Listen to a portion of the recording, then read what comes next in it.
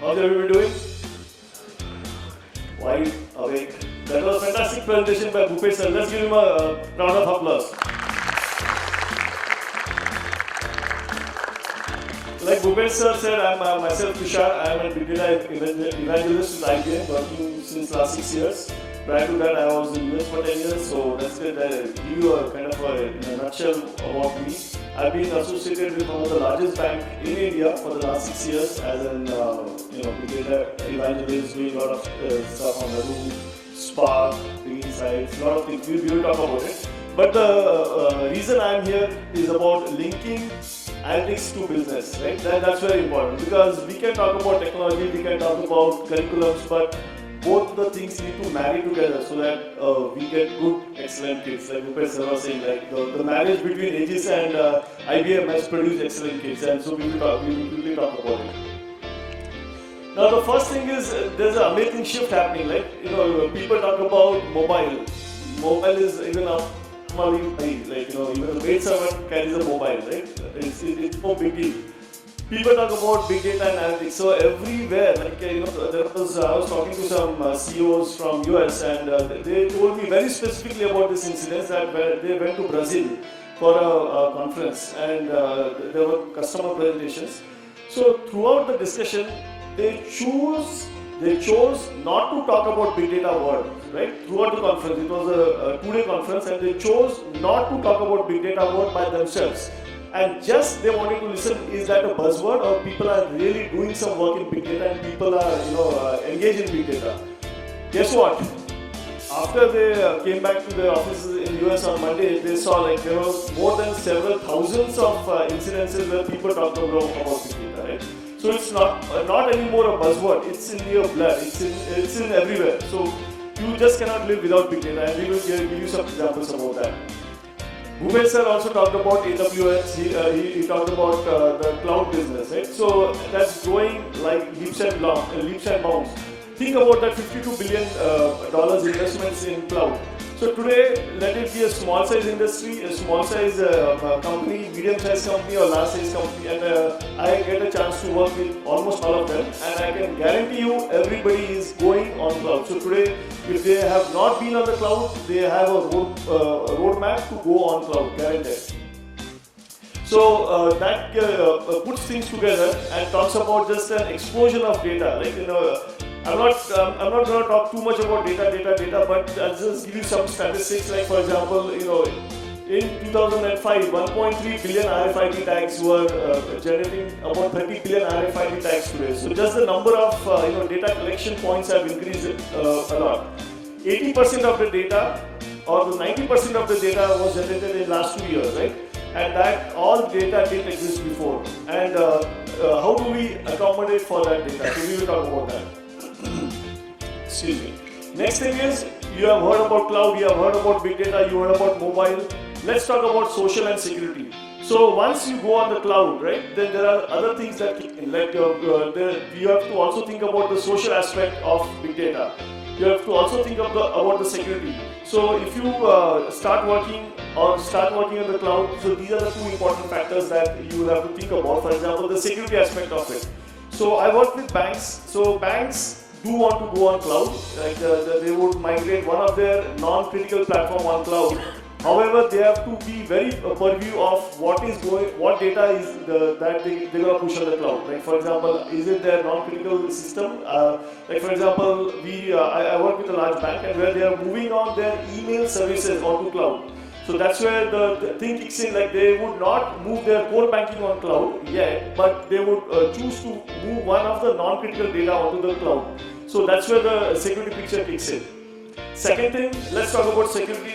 Any application that you build, right? Everybody, once the things go on cloud, people are very purview about what data is going on the cloud. So they start small. So like for example, most of the banks in India right now they have the on-prem infrastructure. So everything will be on-prem. Like for their core banking, their trade finance, their exim bills, their internet banking, everything will be on-prem.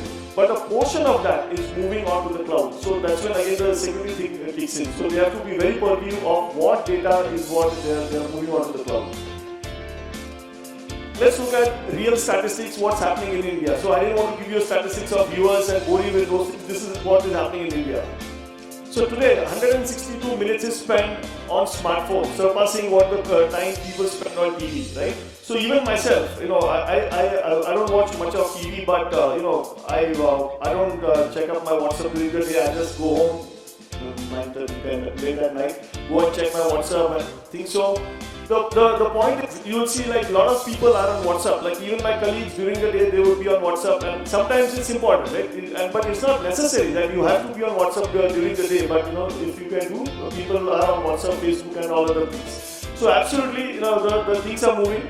So people are getting more on the social network, whether we like it or not. 40% of people socialize more online than they do face to face. How many of you have found your friends, your school friends on Facebook? Almost all. Even myself, right? When I was in US for 10 years, I was almost secluded from my friends. I was not so much on Facebook. But when I came back, I could actually meet my friends after 20 years. Believe me or not. So when the college that I left off from my management school, we had a reunion just last October after 20 years.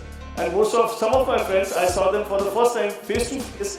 But I exactly knew they were married, they had kids, they have a car, blah blah blah, where they live, all the statistics I could know. But we could actually meet face to face only after 20 years. How amazing is that? Right? That's the importance of the social. Internet is growing. Sorry. Last, Bhupesh sir talked about Snapdeal. He gave a beautiful example of how all of it is going and increasing. The purchases on the internet is increasing.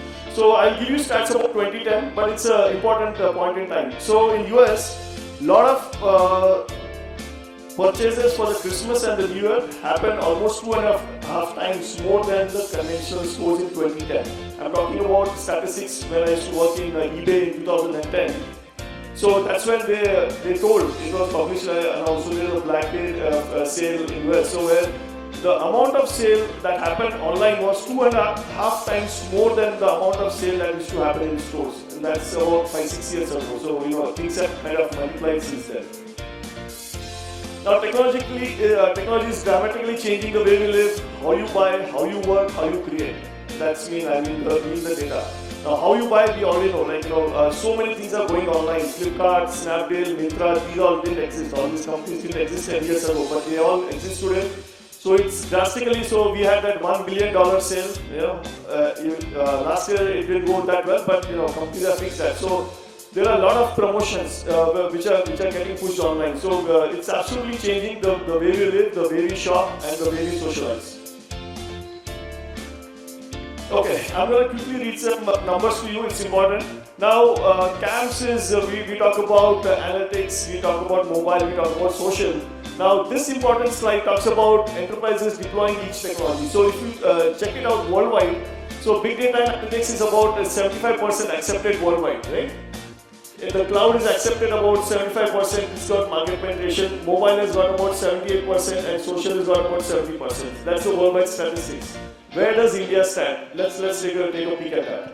So India stands somewhere in the percentage of 82% in terms of the big data analytics, 79% in terms of the cloud. It's growing at the 82% on mobile and 74% in social. Right? So it's just those numbers are staggering. Like there's so much growth potential. So you may not be shopping online today. Most of you are shopping online, but there is a trend coming in where you will see all these numbers have to increase. Now let's look at the enterprises increasing investment over the next 2 years. In India, there's a huge potential. Like people want to invest. Like if you sit, I also sit down with the venture capitalists and investment brokers. So they are willing to invest. That was not the intent before. So previously they would ask you several questions. Oh, do we invest or use this as a startup? So just to understand. So right in the city of Mumbai, in Powai, there are almost 700 startups.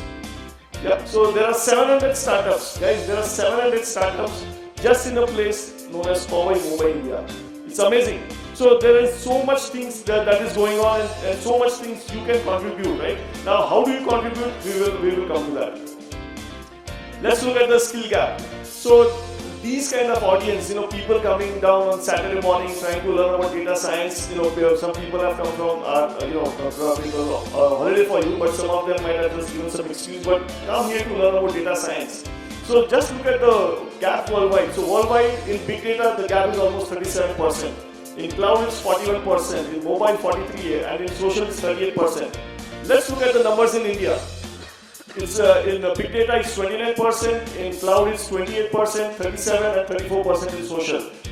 This is just to give you an eye-opening numbers that there's a huge potential, like there's a huge gap in terms of what skills are available in India right now, right here, and where we need to be. Like Bhupesh sir said, about those 8 sexy data scientists. Those were not hired here; they were hired in Toronto. So there's a huge dearth of knowledge gap that needs to be filled in. Again, there's some statistics from McKinsey which talks about the huge gap and how it needs to be filled in. So, for example, 2 lakh data scientists in the next few years. That's important, right? So, IBM started something known as a Spark Technology Center last year in Bangalore. And overall, IBM's commitment to Spark Technologies, they would educate 1 million data scientists over the next couple of years. How many of you would like to be a part of that? Get certified from IBM technology on Spark. Okay, great. So there's a great potential how you could do that, and I'm going to quickly talk about that. Now, what are we doing? Something to deepen our skills on big data and analytics. So, what IBM has done, IBM has partnered with Aegis School of Business, and the way it has partnered is they basically open, business analytics labs. Like we have one in Powai, where there's an IBM Business Analytics Lab, which gives you an introduction to the IBM software products. It gives you familiarity with other things that you need to learn about data science from terms of the products. Because what happens, there's a market, there's a requirement from the business side, but unless this learning things catches up with what is needed, the gap is just going to increase, right? So I myself, I'm an engineer by profession, MBA in finance, blah blah blah, but I had to go through all that, my 10, 15, 20 years of experience to come to where I am, right? But that's not the case. Like we were hiring some guys in Toronto, Canada, and also in somewhere across the globe. So today, you don't need to be engineer, you don't need to be a scientist, you don't need to be even BCom, no BSc. Just if you got into, you want to learn something about data science, there are so many languages right off the batch, right from the college, and started directly getting into data science profession. So the things are totally changing, the skill sets are totally changing. So if you are an MBA, if you are a doctor, if you are an engineer, so be it, that's great. But today, that is not what is going to get you necessarily as a data scientist, right? So with whatever skills you have to grow on top of it. You have to augment those skill sets. Like Bhupesh sir showed about 8 to 9 skills, right? You talk about, you need to know about graph databases, SQL databases, visualization. You need to know about programming. Yes, but where you got to start where you are. So by the time you're going to learn all those 18, 20 skill sets, it's going to be too late. Right? So how do we merge the things together is by learning fast forwarding your skill set. So wherever you are, so even there are so many courses which are available through this worldwide program, and few of the programs, we have a booth outside where you can learn about the Aegis School of Business, what all programs they are providing. So they have short-term courses, they have long-term courses. Some courses span for 6 months, and then there's a 3 months of internship followed by that. And these are all industry-driven courses. One good thing what I like about Aegis School of Business is, this takes me back my thoughts to Purdue University. Now, how many people? I think everybody knows about Neil Armstrong. I'm not going to ask you to raise the hands on that. Now, he comes from a school known as Purdue from US, right? Now, what's the advantage of studying in Purdue? Because the curriculum on Purdue is totally integrated with the industry. So the day you join into Purdue University, you get affiliated with industry, for let it be postal industry, staffing industry, manufacturing industry, whatever the industry may be. So based on your interest, based on your subject, based on the other things that you are interested in, they will line you up with an industry specialist, and you start learning about the industry from day one. So it's not a theoretical course. That is very few universities in US which promotes that kind of a curriculum, that you finish off your college and then you go into the industry. So at Purdue, what happens is, as you are studying, you are affiliated with an industry. So you kind of get, start dirtying your hands. Like Bhupesh sir also talked about that optical fiber, right? When he started working with that optical fiber company, that was the first time he touched even an optical fiber. So is not the case now, right? So the things are changing. So today, if you are learning about data science, you have a platform which will be made available to you in the IBM Business Analytics Lab.